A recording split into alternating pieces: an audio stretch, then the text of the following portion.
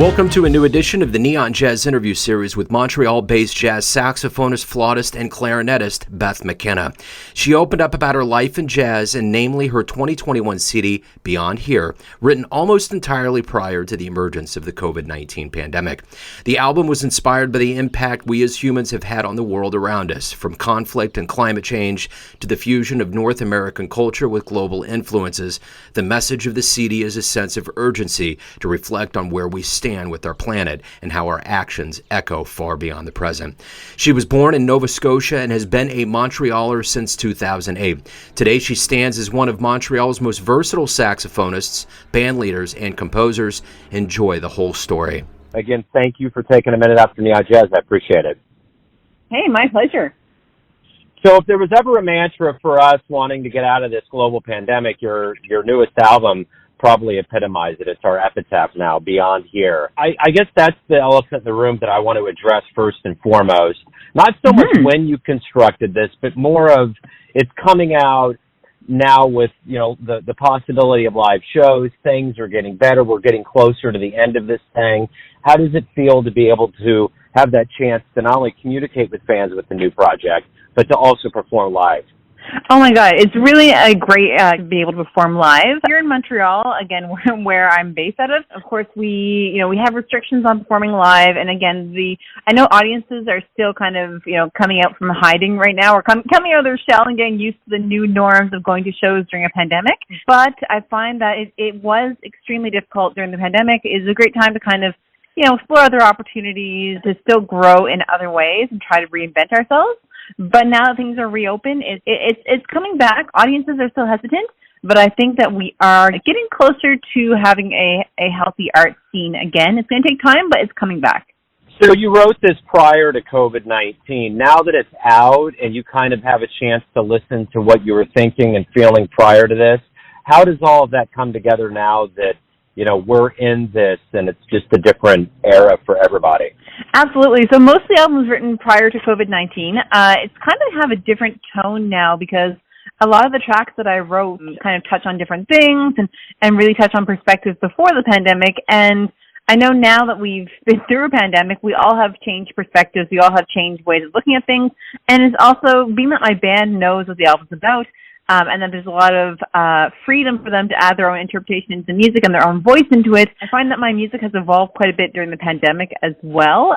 There's one piece in the album that is actually, pandemic and hopefully post-pandemic, and it's kind of, appropriately titled After the Storm, in that, it is kind of a shred of hopefulness that, yes, there will eventually be a light at the end of the tunnel. It's a very long, dark tunnel, but there will be a time where things will go back to more or less normal, and we will eventually get there.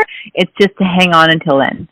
So you got a great lineup on this album. I want to know, based on just the artistry of what you created, what do you hope the listener gets from this experience? This album is meant to give the listener more of a observational stance of the world around us, and it's really about how individuals can also influence so much more than what's immediately around them. So there's so many there where individuals can have impacts on on the greater good, on large organizations. Again, there's tracks like Tides, which is influenced by polluting and dumping in my hometown of Glasgow, Nova Scotia, on the east coast of Canada, that cause higher rates of cancer. There's tracks like Running Out, where it's kind of focused on the fact that we are trying to save the planet right now. We are in a dire crisis of global warming, but we are also in a phase where there's still time to save the planet if we work together, and that kind of overwhelming feat ahead of us as humans to try to find a way to solve this and to keep our planet habitable for centuries to come. This album is meant to take an observational stance and to build awareness and also open up the discussion. I'm not trying to make this as a protest album, but it's one where it's really shedding light on how individuals can really affect more than what is directly in front of them, and that there's effects off of all of our actions that radiate far beyond us. Beautiful. The one thing I've noticed, I'm in the Kansas City metro, but I specifically, before the pandemic, moved to Lee Summit. And when I see Pat Metheny as a part of somebody's bio, I just got to bring up that's where he was from. and I know that he was one of your influences on this album. How has he influenced you in the way that you've approached the craft?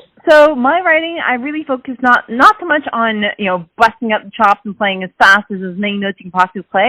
I'm writing more melodically, and also this is a track or an album where I really focus on exploring a vocalist as a second lead instrument. So to really start playing with those textures, start throwing in really soundscapes. My guitarist, Francois Jalbert, he is really an expert with pedals and electronic effects thrown throughout the album, and I really enjoy to see all the colors that you can make in adding really digital aspects to music, adding more electronics, adding more pedals, more loops, more and really playing with the effects that instruments can have beyond just playing your note as intended. So to see everything else that's possible in the instrument itself, and also with the pedals, and to really transform sound and explore colors of sound, and to really stretch and push the envelope. Where are you from Montreal originally? Actually from Nova Scotia. I'm about 12 and a half hours drive east of Montreal, but I've lived in Montreal since 2008. Okay. Well, talk to me about your childhood. How did you get into jazz, and was it always something that you wanted to do with your life? So actually, it wasn't something I always wanted to do with my life. It was basically, it came up, it was most of the school band programs. Of course, I was in band since grade 4, started on the clarinet, then all the cool kids played saxophone, so I moved over to the saxophone. And then I was always the type that wanted to practice. And so by practicing, I was getting bored with music and trying to find other ways to challenge myself. And once I got to high school, I learned about the jazz band. And the jazz band was where I could really cut loose more. Being a saxophonist, I could really, really improvise and be always challenged in jazz. And then I just found that I was loving it more and more and more. And I decided that once I got to about grade 9, 10, I was pretty sure that that's what I wanted to do as a career. And I had my sights set on McGill University in Montreal.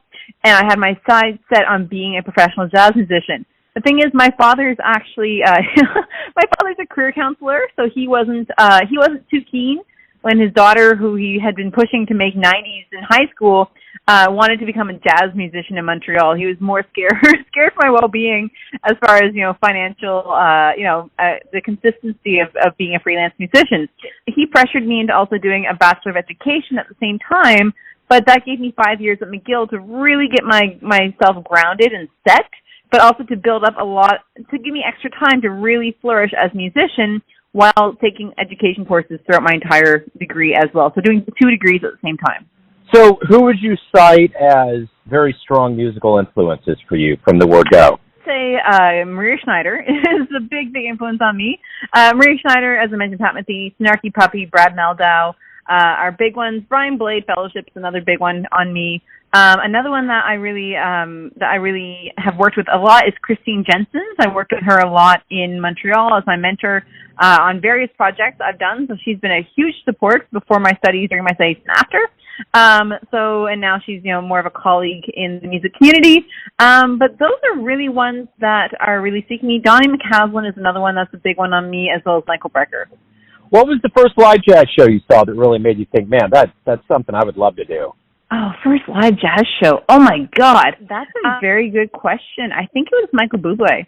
I think Michael Bublé was one of the first, again, that's kind of more pop jazz. I think Michael Bublé was one of the first ones that I saw where I was like, that's what I want to do. I know before I started at McGill, one of my dreams was to play in the backing, like in the big band behind Michael Bublé. And I'm like, that's, now that I'm in the industry, I know how that works. Like, no, it's not really what I want now. But again, back in the day, that was like the pipe dream was, I want to play in Michael Bublé's backing band. That was part of my, the dream way back then. The one thing I noticed over the pandemic, talking to a lot of musicians, is of all the art forms that exist out there, living through a pandemic seems the best equipped for a jazz musician, because that's essentially what you do when you're on stage. You're thrown into a situation that you have to make work, make it good, and that's pretty much what we've lived through. It is, and the thing is, as a jazz musician, you really have to improvise, not only in in daily life, but it's so much improvisation in everything you do. Again, from negotiating contracts for different shows to negotiating with your band members, to kind of improvising on, last minute details. So it is certainly, the whole flexibility aspect is something that I think has served, at least me and my colleagues have served us well. And I know a lot of my friends who are jazz musicians full time, they have actually started other careers. I know a few of them have taken coding boot camps and become software developers.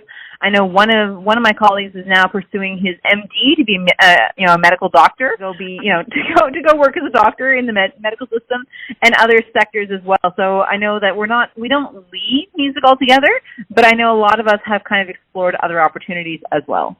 That's the interesting thing about all of this, the silver linings, the way that we've been woken up. And, and I think a part of this is there's so much talk about essential workers being, in the medical profession and food service and all of that.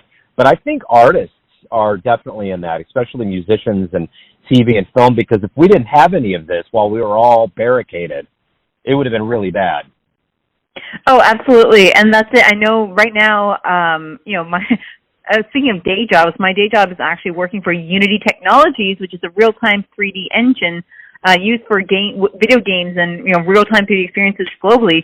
I work with them as a recruiter during the day, and again, the industry has boomed because again, what are people doing except being at home, looking for virtual experiences, looking to not go out as much. So again, we are all looking at other opportunities and adjusting to this new world that we're coming into. In that we are, I don't know if it's safe to say we're coming out of the pandemic, but at least we are moving through stages of the pandemic, and the world around us, I don't think will ever be the same. So when you wake up every day, you get the chance to do what you want, create art, make something very sonically good for people to listen to. What's the best part of this process of being a professional musician for you? Oh my God. I think it's the ever-changing opportunities. One month I could be doing a musical theater show. I could be doing, a run at musical theater. The next month I could be doing, some jazz shows. Next month I could be playing and do some studio recordings. So it really, again, it's for being a jazz musician, you have to be versatile and you have to do so many different things. Whether it's playing Careless Whisper at a wedding, which is something that I feel like I charge a tax for when people ask for Careless Whisper. But that being said, it's really about being versatile all the time and being able to adapt what comes at you. Because again, it's a changing world out there, and people are going to ask for different things. The word jazz is so broad now that it could mean, again, you're playing in a big band, but you're playing, dance room standards. You're playing, YMCA and Uptown Funk at a wedding. The next day you could be playing in a jazz club, playing all your own tunes. The next day from there you could be in a studio recording music for TV. So it really depends. Basically, as a jazz musician, it's a lot of fun because it's never the same thing twice. But at the same time, you especially have to be an entrepreneur and really drive yourself as a musician. So have you played any gigs lately? What has it been like to actually perform after all this time away? Oh, yeah. So performing after all this time away, in Montreal, in Quebec, we have the vaccine passport. So that is something where most gigs now, we have to show that to get on stage. So it's a bit of a process. So, and of course, even on stage, we are socially distanced. I know I did a music video recording weekend a couple weekends ago, and that process, again, we were all socially distanced. When we weren't in front of the camera, we had to be masked. It's the whole process. It's actually... It takes more energy right now with all the safety concerns in mind. There's a lot of having to, to be able to be conscious of everyone around you, sanitizing all the time. And it's fatiguing to be a musician in a pandemic because you have to be really on your guard all the time about all these new rules and all these new norms. I know now when I see my colleagues, it's like, to give them a high five or to shake hands or to give them a hug, it's not possible. It's still hesitant. It's like, oh, but you're vaxxed, but I don't know. And it's like all the social norms are thrown out the window. Here in Quebec, we used to have a greeting where it was kind of like an air, like kissing in the air on both cheeks of the person you're greeting, and that's gone. That's so not a thing now, but that was traditional in Quebec to do that, and that's how we greet each other, especially people who are from Quebec. That's how they greet each other prior to COVID. During COVID, that's kind of been unofficially quashed. What do you hope we all realize about the power of live music now that it's coming back, that we've missed it for this long? Oh my God. I think right now, I think now is the important time to go support the arts, because right now the shows that are happening, the artists are doing this because they absolutely need to. So they need to be doing this. They need to be, they need to be able to have an income. They need to be able to be supported. All that needs to happen. So that's really a big thing that needs to be going on. So everyone has a perception or an idea of who they think you are, your family, your friends, your fans, but ultimately you live your life. Who do you think you are? Oh my God. For me, I'm the type who wants to really beat down the doors, beat through barriers. I'm the type who really wants, just a moment here. I'm the type who wants to really beat down the norms, and I really want to make a difference. I want to inspire others too. I've done a bit of that where, it's kind of the whole gender thing in jazz by, oh yeah, women aren't as good as men, and that sometimes happens as well, or just that somehow the industry associates physicality with ability to play music. And I've been really an advocate for beating that down and not listening to that and proving that, yes, women in jazz are just as good as men. Yes, we have talent.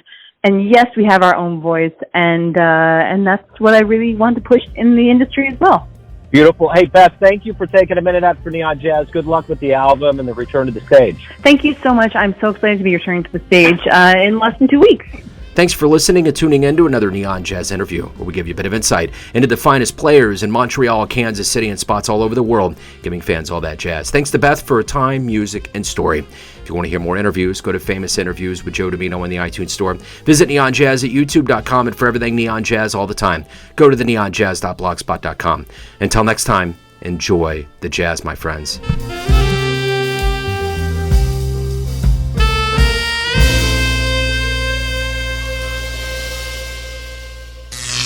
Neon Jazz.